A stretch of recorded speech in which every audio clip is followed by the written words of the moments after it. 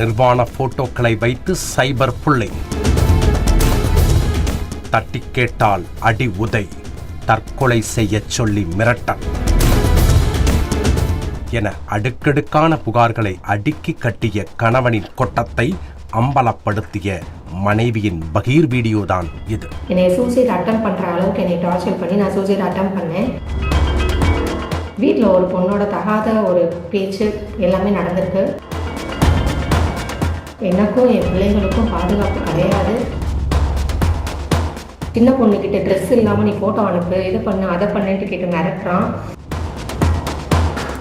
கேட்கவே கதிகலங்க வைக்கும் இந்த தகவல்களின் பின்னணியில் இருக்கும் அந்த நபரின் பெயர் சுதாகர். 37 வயதான இவர் மதுரை மாவட்டம் அவனியாபுரம் MMC காலனியைச் சேர்ந்தவர். சுதாகர் ஒரு அரசு அதிகாரி. இவர் கடந்த 2012ஆம் ஆண்டு மதுரை காதக்கிணறு பகுதியைச் சேர்ந்த ஒரு இளம் பெண்ணை காதலித்து திருமணம் செய்திருக்கிறார். இந்த திருமணத்திற்கு பெண்ணின் வீட்டில் சம்மதிக்கவில்லை என்று சொல்லப்படுகிறது. திருமணமான இந்த 12 வருடங்களில் இந்த தம்பதிக்கு 2 பெண் பிள்ளைகள் உள்ளனர்.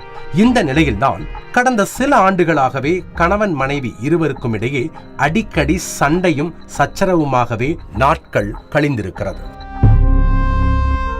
அப்படி சண்டை வரும்போதெல்லாம் சுதாகர் மனைவியை அடித்து துன்புறுத்தி வந்ததாக சொல்லப்படுகிறது. அதற்கு காரணம் சுதாகருக்கு நடந்த 2 திருமணங்கள். ஆம், இந்த இளம் பெண்ணை திருமணம் செய்வதற்கு முன் சுதாகர் 2 பெண்களை திருமணம் செய்திருக்கிறார்.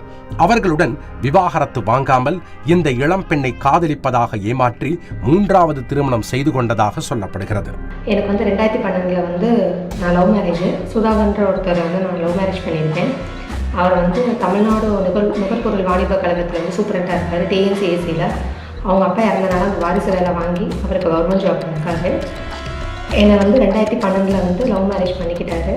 எனக்கு முன்னாடி ஆல்ரெடி அவருக்கு 2 மேரேஜ் நடந்திருக்கு.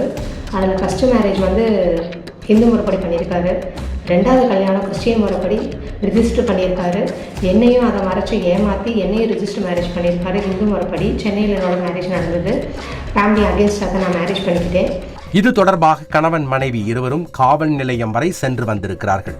இருந்தும் குழந்தைகளுக்காக அந்த பெண் கணவனோடு வாழ்ந்த போதுதான் சுதாகர் தனது மன்மத லீலையை 3வது மனைவியின் தோழிகளிடம் காட்டியதாக கூறப்படுகிறது. எனக்கு கல்யாணம் முடிஞ்சதுலேருந்தே ஒரே பிரச்சனையாக தான் போயிட்டு இருந்தது.